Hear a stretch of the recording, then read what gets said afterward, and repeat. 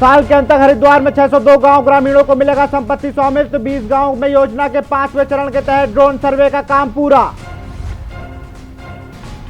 BJP सरकार पर कांग्रेस का निशाना। सीएम बोले साजिश के पीछे विपक्ष का हाथ, कहा भ्रष्टाचारी कर रहे सरकार हिलाने की कोशिश। उत्तराखंड में भी शुरू होगा सी प्लेन सेवाएं। पहले फेज में टिहरी के को किया गया चिन्हित। नैनीताल के गुलभोज डैम को किया गया उपयोग। पर्यटकों के लिए बंद हुई प्रसिद्ध फूलों की घाटी। घाटी में इस बार पहुंचे सिर्फ 932 पर्यटक। नैनीताल और ऋषिकेश में वीकेंड पर सैलानियों का सैलाब। आगामी 2 दिनों में भी नैनीताल पर्यटन व्यवसाय से जुड़े कारोबार को मिलेगी राहत भरी खबर। खनन पट्टे आवंटन पर हाईकोर्ट ने मांगा जवाब। राज्य सरकार से 4 सप्ताह में मांगा जवाब। खनन पट्टा मालिक को नोटिस जारी। आप देख रहे हैं के न्यूज, खबरों का सारथी। अब रुक करते हैं खबरों का। सरोवर नगरी नैनीताल के अतिथि गृह पहुंचे सांसद अजय भट्ट ने पत्रकार वार्ता में मुख्यमंत्री द्वारा लगाए गए आरोपों के सवाल के जवाब में कहा कि मामला सर्वोच्च न्यायालय में विचाराधीन है। उन्होंने विपक्ष पर निशाना साधते हुए यह भी कहा कि सीमा पर सेना चीन किसी भी बड़ी साजिश को मुंहतोड़ जवाब देने के लिए पूरी तरह से तैयार है। प्रधानमंत्री नरेंद्र मोदी जी के नेतृत्व में भारतीय सेना कहीं ना कहीं अधिक सशक्त हुई है। कांग्रेस को अपनी राजनीतिक जमीन खिसकती नजर आ रही है, इसलिए विपक्ष देश की जनता को चीन के मुद्दे पर गुमराह कर रहा है।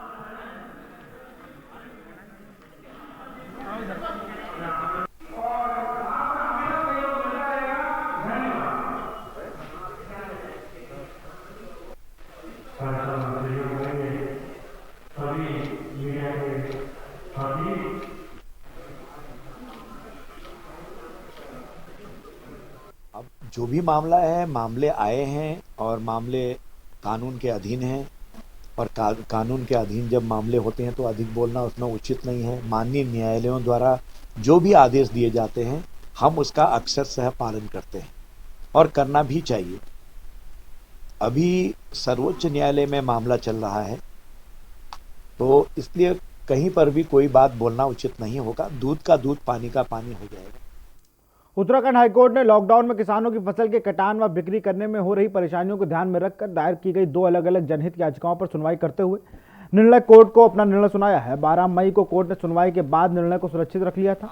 वहीं कोर्ट ने राज्य सरकार को निर्देश दिए हैं कि रबी और खरीफ की फसलों की खरीदार में सरकार किसानों को 48 घंटे से लेकर 1 सप्ताह के अंदर भुगतान करे। मामले की सुनवाई न्यायमूर्ति सुधांशु ढूलिया व न्यायमूर्ति रविंद्र मैठाड़ी की खंडपीठ में हुआ। आपको बता दें कि हल्द्वानी निवासी गणेश उपाध्याय और मुरली मनोहर श्रीवास्तव ने 2 अलग अलग जनहित याचिका दायर कर कहा था कि किसानों के गन्ने के विगत और वर्तमान वर्ष के ही 7 माह पहले धान खरीद कर लगभग 3 करोड़ 25 लाख रुपए का भुगतान बकाया है, जिसका भुगतान शीघ्र किया जाए।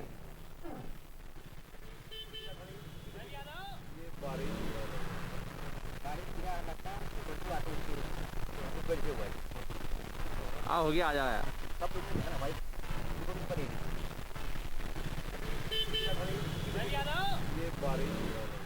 नैनीताल की हाई कोर्ट की डबल बेंच की खंडपीठ में माननीय ढूलिया जी और मैथाड़ी जी ने पूर्व में रबी के फसलों का जो अंतरिम आदेश दिया था उसका निष्पादन करते हुए खरीफ की फसलों में भी वही निर्णय लागू किया जाएगा, ये आदेश दे रखा है। सरोवर नगरी नैनीताल में भाजपा मंडल प्रशिक्षण शिविर केंद्र के सरकार की उपलब्धि गिनाकर संगठनों को और मजबूत करने का संकल्प लिया। अजय भट्ट ने दीनदयाल उपाध्याय एवं श्यामा प्रसाद मुखर्जी के चित्र पर माल्यार्पण एवं दीप प्रज्वलित कर प्रशिक्षण शिविर का शुभारंभ किया। सांसद अजय भट्ट ने जनसंघ से लेकर भाजपा का गठन होने के बाद अब तक के सफर में हुए संघर्ष के विस्तार से उल्लेख करते हुए प्रधानमंत्री नरेंद्र मोदी द्वारा गरीबों के उत्थान में चलाई जा रही जन कल्याण योजना के जन तक पहुंचाना और संगठन को मजबूत करना है। उन्होंने कहा भाजपा एक मात्र ऐसी पार्टी है जिसका आज तक विभाजन नहीं हुआ है, क्योंकि पार्टी में अपने कार्यकर्ताओं के प्रशिक्षित करके ही समाज में उतारती है।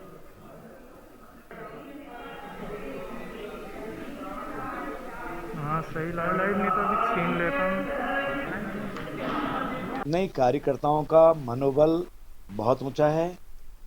प्रशिक्षण कार्यकर्ता को तपाकर समाज की सेवा के लिए बाहर भेजते हैं और पार्टी प्रशिक्षित कराकर ही समाज के बीच में कार्यकर्ताओं को भेजती है। प्रशिक्षित करके अपने कार्यकर्ता को आदर्श कार्यकर्ता बनाकर भेजते हैं और वो आदर्श काम समाज में करता है। इसलिए आज हम भारत ही नहीं बल्कि विश्व की नंबर 1 की पार्टी आगे हैं। ऐसी व्यवस्था कहीं भी विश्व में नहीं है। आर्मी से रिटायर्ड फौजी ने आज से 2 साल पहले जो सपना देखा था आज वो साकार होता दिख रहा है। आपको बता दें कि रुड़की के करौंदी में 2 साल पहले आर्मी से रिटायर्ड फौजी राजकुमार सिंधु ने क्षेत्र के नौजवान युवाओं के लिए अचीवर्स स्पोर्ट्स एकेडमी व मिलिट्री एकेडमी के नाम से संस्थान खोला था, जिसमें उन्होंने क्षेत्र के ग्रामीण इलाकों से प्रतिभावान युवकों का प्रशिक्षण देने का बीड़ा उठाया था। आज एकेडमी के 3री स्थापना दिवस को छिबड़ा विधायक देशराज कर्णवाल व भाजपा के वरिष्ठ नेता सुबोध राकेश पहुंचे और एकेडमी के छात्रों को प्रोत्साहित किया व रिबन काटकर कई खेलों का उद्घाटन भी किया।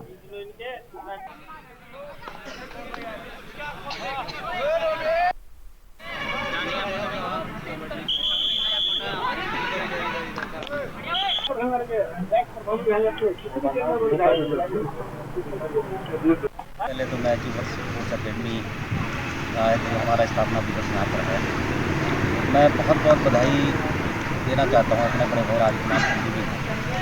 तो इनका एक बहुत महत्वपूर्ण कदम ये क्षेत्र के भविष्य के लिए, बच्चों के भविष्य के लिए इन्होंने जो उठाया था वो कहीं ना कहीं कारगर दिखाई दे रहा है, क्योंकि 2 साल में बहुत तरक्की इस एकेडमी ने की है।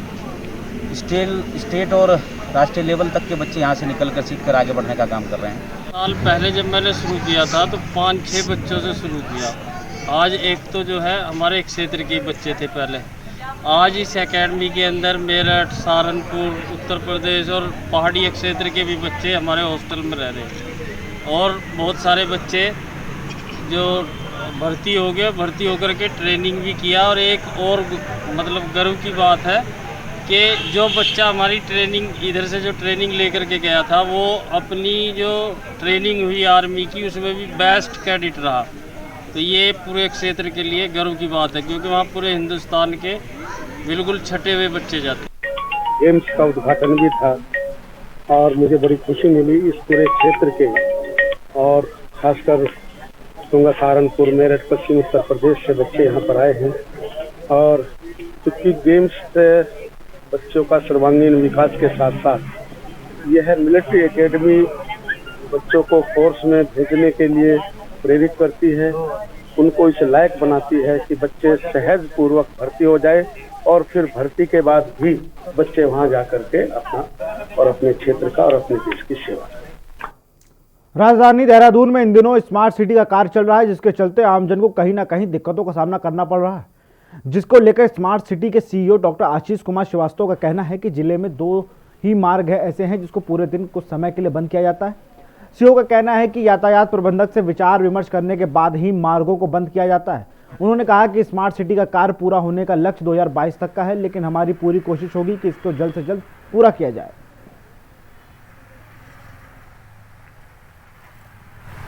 देखिए, जो स्मार्ट सिटी का काम चल रहा है उसमें 2 रोड्स हैं जिनको कि दिन में जब हैवी ट्रैफिक नहीं होता, एक रोड इसी रोड पे एक तरफ का बंद किया गया है, एक तरफ चलाया जा रहा है और बाकी एक पंत रोड है जहाँ पर हैवी ट्रैफिक जब होता है तो खोलते हैं। देख रहे होंगे कि जो स्मार्ट सिटी के अंदर काम किए जा रहे हैं, लगभग हमने 6 से 6.5 किलोमीटर सीवर लाइन बिना रोड बंद किए डाली है। और आपको पहले भी आपने देखा होगा जब सीवर लाइन पड़ा करती थी तो सड़कें पूरी खुदने के बाद 2-3 साल तक उसमें कॉम्पैक्शन की प्रक्रिया चलती थी। तो ये सब काम टेक्नोलॉजी का प्रयोग करके किया जा रहा है जिससे लोगों को कम से कम असुविधा हो। यहाँ रुकते एक छोटे से ब्रेक के लिए, जल्द हाजिर होंगे।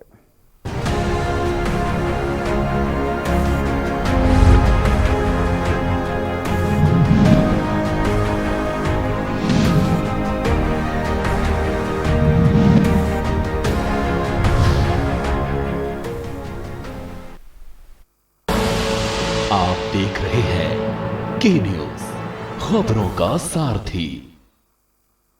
आइए मेरे साथ आप भी संकल्प लें कि हम सभी कोविड-19 के बारे में सतर्क रहेंगे और अपने साथियों को भी इससे सावधान रखेंगे। मेरे साथ आप भी इस घातक विषाणु को रोकने संबंधी सभी आवश्यक सावधानियां बरतने का वचन दीजिए। वचन दीजिए कि आप सदा मास्क पहनेंगे, खासतौर पे सार्वजनिक स्थानों पे, और दूसरों से कम 2 गज की दूरी बनाकर रखेंगे और अपने हाथों को नियमित रूप से और अच्छी तरह से साबुन और पानी से धोएंगे।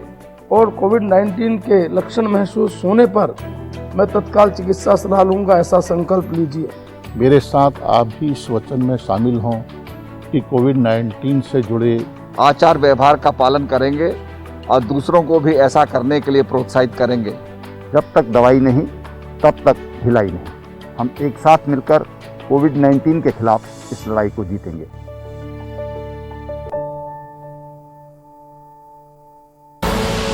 आप देख रहे हैं के न्यूज, खबरों का सारथी।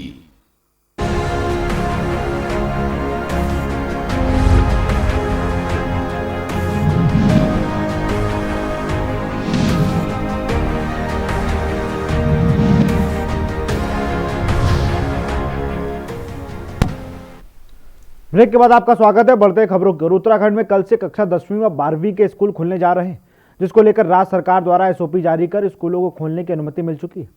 आपको बता दें कि केंद्र सरकार द्वारा स्कूल खोलने की अनुमति पहले ही दी जा चुकी थी, लेकिन इसका फैसला केंद्र सरकार ने राज्य सरकार पर छोड़ा था। वहीं मीडिया से बातचीत के दौरान देहरादून जिलाधिकारी डॉक्टर आशीष कुमार श्रीवास्तव का कहना है कि सभी स्कूलों को केंद्र सरकार द्वारा जारी की गई गाइडलाइंस के अनुसार ही खोला जाएगा।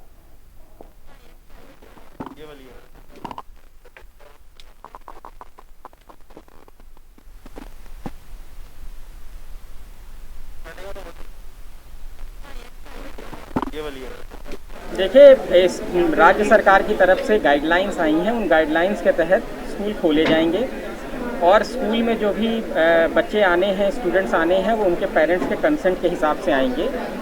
जिस तरीके से स्कूल्स खोले जाएंगे सब उसी गाइडलाइन के अनुसार कोचिंग सेंटर्स भी खोले जाएंगे, लेकिन जो भी बच्चे वहाँ आएंगे उनके लिए उनके पेरेंट्स के कंसेंट होने की आवश्यकता अनिवार्य होगी और उसके साथ साथ जो ऑनलाइन मोड है उसको उसी तरीके से चालू रखा जाएगा जैसे अभी तक ऑनलाइन क्लासेस चलती है।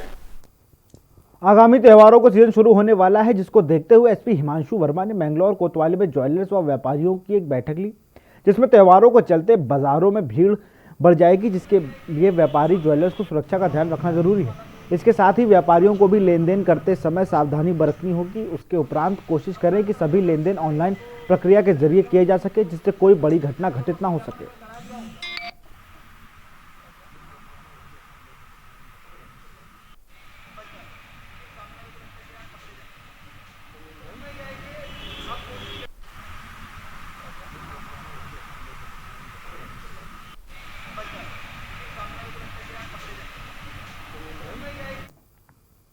एसएसबी में तैनात पुरानाथल उपरवाड़ा निवासी सहायक कमांडेंट शहीद चारूचंद्र पाठक की श्रद्धांजलि कार्यक्रम आयोजन किया गया। शहीद चारूचंद्र पाठक वर्ष 2004 में श्रीनगर में आतंकी हमले में शहीद हो गए थे। एसएसबी के द्वारा हर वर्ष शहीद चारूचंद्र पाठक के एसएसबी के द्वारा उनके गृह क्षेत्र में एक श्रद्धांजलि सभा का आयोजन करती है। इस कार्यक्रम में शहीद के भाई, स्थानीय विधायक, ब्लॉक प्रमुख, एसएसबी, पुलिस, स्थानीय जनप्रतिनिधियों ने श्रद्धांजलि दी।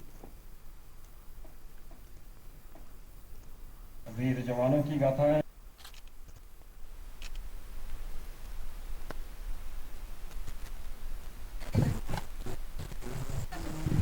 जब भारत माँ पर संकट आया, मेरी विधानसभा के लालू ने अपने प्राण गंवाए और मुझे गर्व भी होता है, दुख भी होता है। युवा हमारे सैनिक वीरगति प्राप्त हुए, उनमें से एक हमारे शहीद चारूचंद पाठक जी भी है।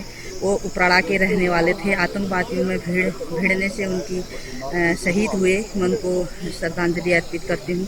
एसएसबी के शहीद चारूचंद पाठक सहायक कमांडेंट, उन्होंने जो है अपने देश की सेवा में 27 अप्रैल 2004 को शहीद हुए थे। जेएनके में इनकी ड्यूटी थी।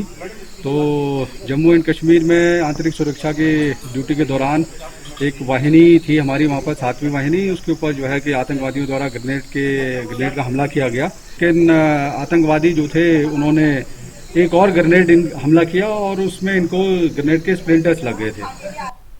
खबर चमोली से है, जहां बद्रीनाथ धाम में कुछ दिनों से मौसम ने करवट बदल ली है। मौसम के मिजाज बदलते ही ऊंचाई वाले भागों में पाला जमने लगा है। वहीं ऊंचाई वाले भागों में हल्की बूंदाबांदी की शुरुआत होने के साथ ही लोगों ने रजाइयां, गर्म कपड़े निकालना शुरू कर दिए हैं। बता दें कि बद्रीनाथ यात्रा में इस साल अंतिम चरण में है। कुछ दिनों बाद कपाट बद्रीनाथ धाम में बर्फबारी के कारण शीतकाल के लिए बंद हो जाते हैं।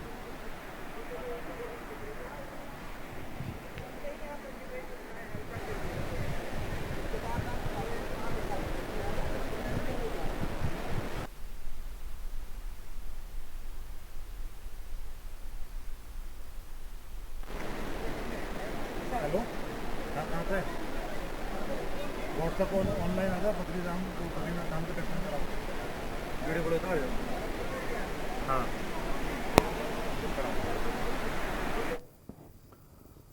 हाईकोर्ट ने कोविड अस्पताल की व्यवस्था में कमियां को दूर करने के लेकर दायर अलग अलग जनहित याचिकाओं की सुनवाई की है। कोर्ट ने घंटों सुनवाई करते हुए राज्य सरकार को सुशीला तिवारी अस्पताल हल्द्वानी एवं एम्स ऋषिकेश समेत अन्य कोविड अस्पतालों में निगरानी समितियों के सुझाव के अनुसार 25% डॉक्टर नर्स स्टाफ की नियुक्ति करने के निर्देश दिए हैं। कोर्ट ने महामारी को ध्यान रखते हुए mobile patrolling unit enforcement unit गठित करने को भी कहा है ताकि मास्क व सोशल डिस्टेंसिंग का पालन करवाया जा सके। कोर्ट ने निगरानी कमेटियों द्वारा दिए गए सुझावों पर सरकार ने अमल करने को कहा है। कोर्ट ने मामले की अगली सुनवाई हेतु 25 नवंबर की तिथि नियत की है।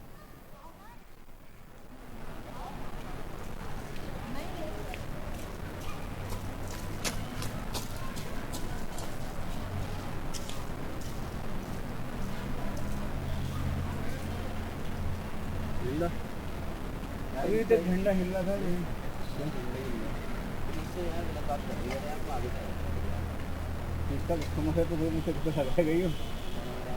आज माननीय उच्च न्यायालय में कोविड-19 मामले की सुनवाई हुई जिसमें सारे कमेटियों के members all committees 13 district committees online थे और उनसे भी ऑनरेबल चीफ जस्टिस और जस्टिस मथानी ने बात करी और उनके सजेशंस ऑन रिकॉर्ड लिए। कोर्ट की हियरिंग सुबह 11 बजे से शाम के 4:45 बजे तक चली, जिसमें कोर्ट ने सारे जो सुझाव थे वो नोट किए और सरकार को निर्देश दिया कि जो भी शॉर्टकमिंग्स है जैसे कि मैन पावर बढ़ाना सुशीला तिवारी हॉस्पिटल में, एम्स में और दूसरे हॉस्पिटलों में, कोविड केयर सेंटर्स में एवं सोशल डिस्टेंसिंग और मास्क का पालन करने के लिए CPU को थ्रू आउट ऑल डिस्ट्रिक्ट्स में लागू करा जाए। सेंट्रल पेट्रोलिंग यूनिट्स सारी जगह सारे डिस्ट्रिक्ट्स में लागू की जाए, उनके बारे में सोचने को कहा है। और माननीय चीफ स्टैंडिंग काउंसिल उत्तराखंड सरकार ने कोर्ट को एश्योरेंस दिया है। भले ही सरकार स्वच्छ भारत मिशन का नारा लगाते हो, लेकिन स्वच्छ भारत को सफल बनाने का जिम्मा सफाई कर्मी ही निभाते हैं। लेकिन वहीं सफाई कर्मियों का ही उत्तराखंड में शोषण हो रहा है। आपको बता दें, मैंगलोर में सफाई कर्मियों पर नगर पालिका अधिकारियों द्वारा शोषण किए जाने का आरोप लगाया जा रहा है। पिछले 2 महीने सफाई कर्मियों को वेतन न मिल पाने से सफाई कर्मियों को अपने अपने परिवार पालन पोषण करना भी दुश्वार हो चुका है। अपने हक के लिए प्रदर्शन करने के बावजूद भी सफाई कर्मियों को 2 माह का वेतन नहीं मिला है। वेतन के लिए सफाई कर्मियों ने जिलाधिकारी से लेकर मुख्यमंत्री तक वेतन दिए जाने की गुहार लगा चुके हैं, लेकिन सरकार ने इन सफाई कर्मियों की गुहार अनदेखी कर रही है, जिसमें नाराज सफाई कर्मियों ने आगामी 2 नवंबर को अनिश्चितकालीन धरना प्रदर्शन करने की चेतावनी दी है और ये धरना प्रदर्शन में पूरे प्रदेश के सफाई कर्मचारी भी हिस्सा लेंगे। जितना शोषण सफाई कर्मचारियों के साथ में मंगलोर नगर पालिका के अंदर हो रहा हो, इतना साथ प्रदेश में किसी पालिका के अंदर नगर निगम के अंदर नहीं है। पिछले 2 महीने से वेतन रुका हुआ है। प्रशासनिक अधिकारी द्वारा समझौता हुआ, हड़ताल हुई थी 25 सितंबर से 30 सितंबर में उसमें समझौता हुआ। प्रशासनिक अधिकारी महोदया बीच में थी, तहसीलदार सुनैना राणा जी, स्वर्गीय सुनैना राणा जी, पुलिस बल, नगर पालिका अध्यक्ष, नगर पालिका EO मंगलोर, इन सब ने लिखित में समझौता किया। समझौता तो उसके रिगार्डिंग उन्होंने बताया कि क्या क्या समस्या है। उसके रिगार्डिंग हमने जो इनका जो ठेकेदार था उसके अगेंस्ट हमने मुकदमा पंजीकृत कर दिया गया है और उसको पकड़ने के पूरे प्रयास जारी हैं। फिलहाल वो फरार चल रहा है। तो इनको यही आश्वासन दिया गया था कि आप चिंता मत कीजिए, हम जल्दी से जल्दी जितना हमसे हो सकता है उसको हम पकड़ेंगे और कोशिश ये करेंगे कि वो जो भी उसने इलीगल तरीके से इनके पैसे ले रखे हैं वो कोशिश करेंगे कि वो वापस करें। हड़ताल होगी जो कि 2 तारीख से हमने तय कर दिया, एजेंडा निकाल दिया पूरे प्रदेश में। पहले जिले में होगी, फिर पूरे प्रदेश में, जो कि हमारी सफाई यूनियन ट्रेड के यूनियन के नाम से है, पूरे प्रदेश में हड़ताल करेगी। और अब की सर वो बैठने वाली हड़ताल नहीं होगी, हर जगह पूरे दफ्तरों में कूड़ा भर दिया जाएगा, जो भी सरकारी भवन है वो चाहे कोई भी हो। यहाँ रुकते एक छोटे से ब्रेक के लिए, जल्द हाजिर होंगे।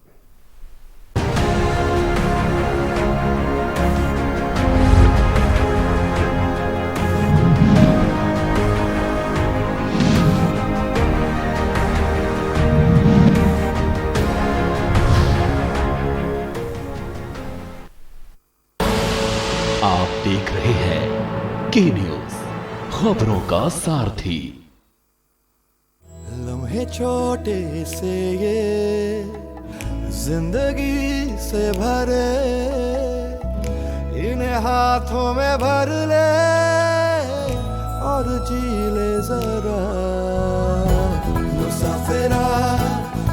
चला मुसाफिरा रे। छोटे छोटे लम्हों का अनोखा सफर, कमला पसंद, अनोखा स्वाद।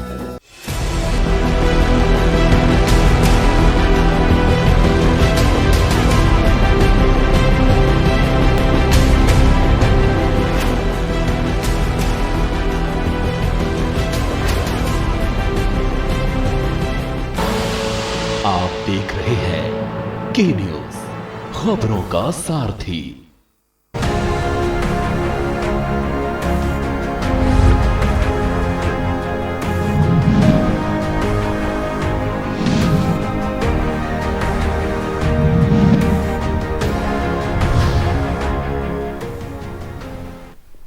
ब्रेक के बाद आपका स्वागत है। बढ़ते हैं खबरों की ओर। उधम सिंह नगर के रुद्रपुर में बीते दिनों पार्षद हत्याकांड का खुलासा हुआ है।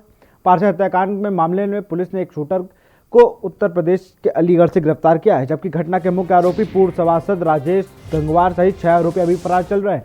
आपको बता दें कि नगर निगम वार्ड नंबर 13 रुद्रपुर भाजपा समर्थित पार्षद प्रकाश धामी का 12 अक्टूबर को दिन दहाड़े गोली मारकर शूटरों द्वारा उनके घर पर ही हत्या कर दी गई थी।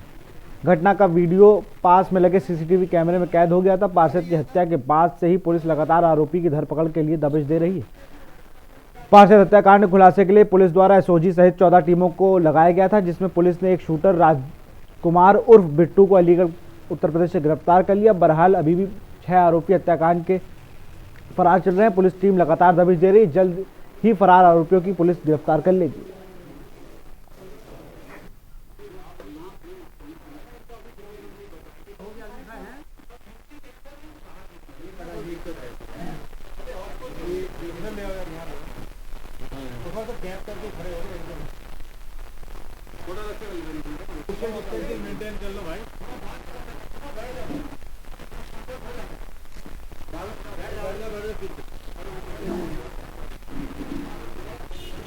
मोटा मोटा ये बताना था, बाकी डिटेल आपको मैंने इसमें लिखा हुआ है, ठीक है। इस हत्याकांड में आज हमने एक मुलजिम है राजकुमार उर्फ बिट्टू उर्फ अभिषेक, ये अलीगढ़ का रहने वाला है, ग्राम बसेरा, थाना पिशावा का क्षेत्र का रहने वाला है।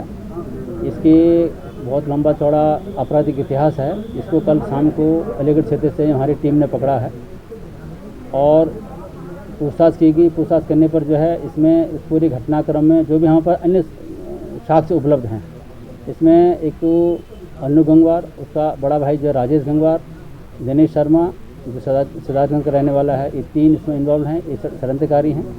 इसके साथ साथ इसमें अंतर्राज्यीय गैंग के अन्य 3 अपराधी हैं इसमें इन्वॉल्व। उनको भी हमने बहुत उनके संबंध में बहुत महत्वपूर्ण जानकारी हमने प्राप्त कर ली है।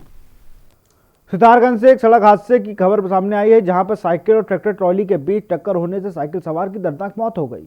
वहीं ट्रैक्टर चालक मौके से फरार हो गया, जिसके बाद मौके पर पहुंची पुलिस ने शव को पोस्टमार्टम के लिए खटीमा भेज दिया। और बता दें कि ओवरलोड वाहनों की आवाजाही से आए दिन ये हादसे होते रहते हैं।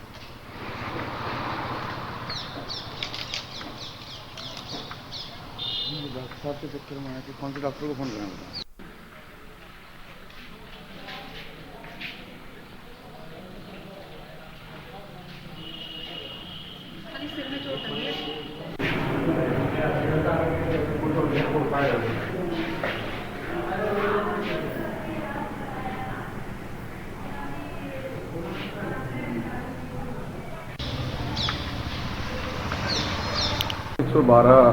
नंबर से थाने पे सूचना आई थी कि प्रयास हॉस्पिटल के पास सड़क दुर्घटना में एक आदमी की मृत्यु हो गई है। उस सूचना पे मौके पे गए थे। बॉडी को सितारगंज अस्पताल में लाया गया। उसका पंचायतनामा भरकर आवश्यक कार्रवाई की जा रही है। मृतक का नाम मुकुल हलदार और सन ऑफ परिवर हलदार जो अरविंद नगर के निवासी हैं। फिलहाल खबरों में इतना ही। बने रहिए के न्यूज इंडिया के साथ। नमस्कार।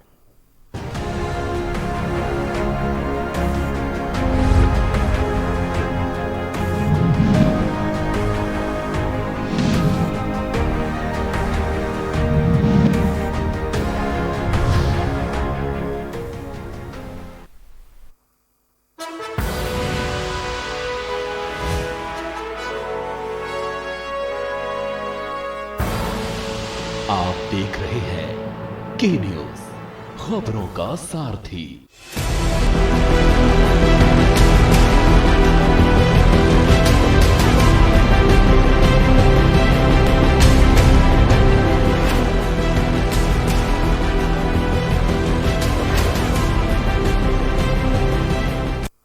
फिट रहना है तो फिटनेस हेल्थ ऑयल ले आओ। You are correct. करेक्ट होता है बाबूजी। सही बोले हैं, तो ले आइए फिटनेस हेल्थ ऑयल। घर में आएगी खुशियाँ जब दूध की नदियाँ बहे। अपने पशुओं को दीजिए सेहत से भरपूर मिल्कोमोर पशु आहार। जब पशुओं को मिलेगा मिल्कोमोर पशु आहार तो दूध बहेगा, मुनाफा बढ़ेगा। मिल्कोमोर पशु आहार स्वाद और खुशबू में झूम के भाई लेके आए गोल्डी मसाले। गोल्डी मसाले, खुशबू और स्वाद ऐसा तो रिश्तों में गुस्सा कैसा। GGS Education Group launches 20% discount on academic fee of courses MBA, BBA, BCA, BFSI and GM, D Pharma, B Pharma. Offers best infrastructure, best transport facility, best academic service and best placement service. Register today to avail 20% discount. Call 9971 496 497 or visit the campus Kanpur Lucknow Highway near Unnao. GGS Education Group. खुदी को आजमाया है तो ये अंदाज आया है। खुदी को आजमाया है तो ये अंदाज आया है। तुम में भी मैं हूं, शुद्ध प्लस पान मसाला। जब आपकी सोच को अंधेरा घेर लेता है और सिस्टम भी मुंह फेर लेता है, जब वादों की परतें खुलने लगती हैं और हारी उम्मीदों का ऊंचा ढेर लगता है, जब सड़क पर एड़ी की रगड़ देखकर अब तक जो भी हुआ सब बेअसर लगता है, तब चिंतन से डगर होगी आसान, मंथन से निकलेगा समाधान। मंथन।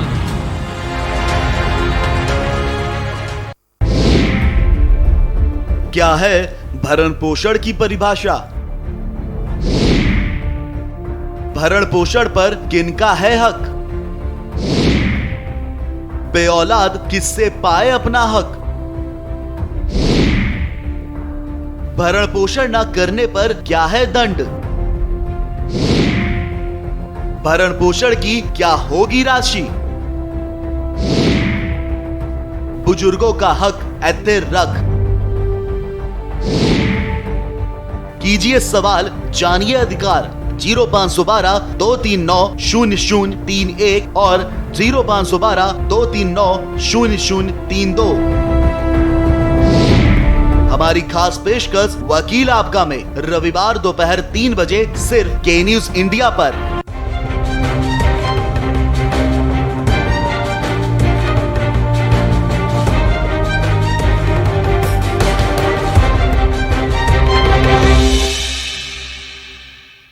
करें अपने जीवन को कृतार्थ, सुने श्रीमद् भागवत कथा रोज प्रातः 6:30 बजे मेरे साथ सिर्फ के न्यूज इंडिया पर।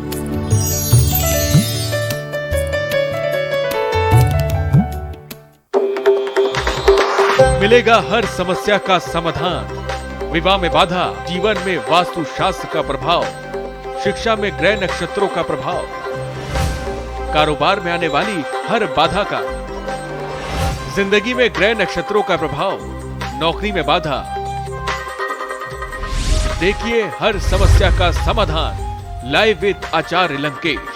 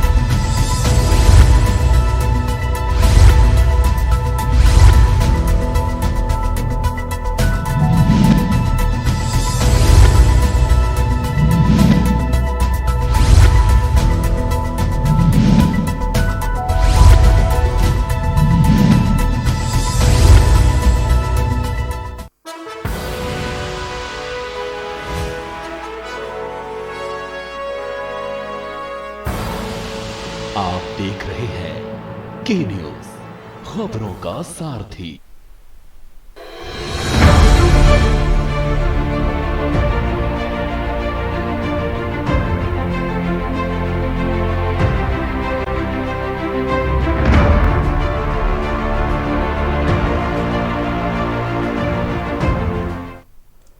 नमस्कार, स्वागत है आपका बुलेटिन में। मैं हूं आपके साथ विशाल। खबरों का रुख करेंगे, उस पर नजर डालते हैं इस वक्त की हेडलाइंस पर।